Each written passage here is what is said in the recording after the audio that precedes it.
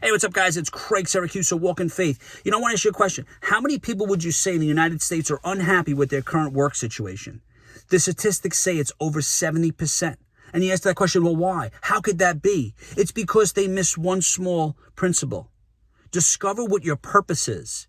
How do you do that? By listening and speaking to God, discerning how God has spoken to your heart, your spirit, and then you go after. But what happens, right? We all know, friends, family, it takes a lot longer than you thought. They're asking you, what's plan B? There is no plan B. There's only plan A. If you want to fulfill your purpose, your assignment, you need to go after it 100%. And don't worry about what people say. If you want to be part of that statistic of 70% of the workforce, which is unhappy, which lives with regret, they're not fulfilled, they're not filled with any joy, then go after a job that will guarantee you financial stability.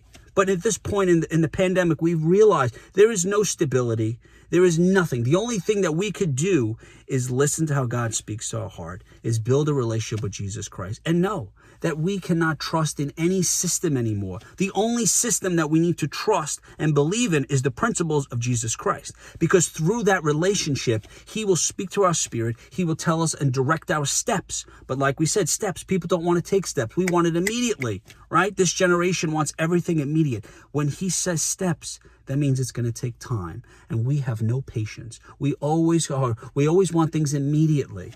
If you want to live a fulfilled life filled with joy and happiness, it's steps. It's not instant gratification. So what I want you to do is ask yourself that question. Did I go through life living and serving a job that brought me no joy, no fulfillment? Or did I live and fulfill my purpose in life?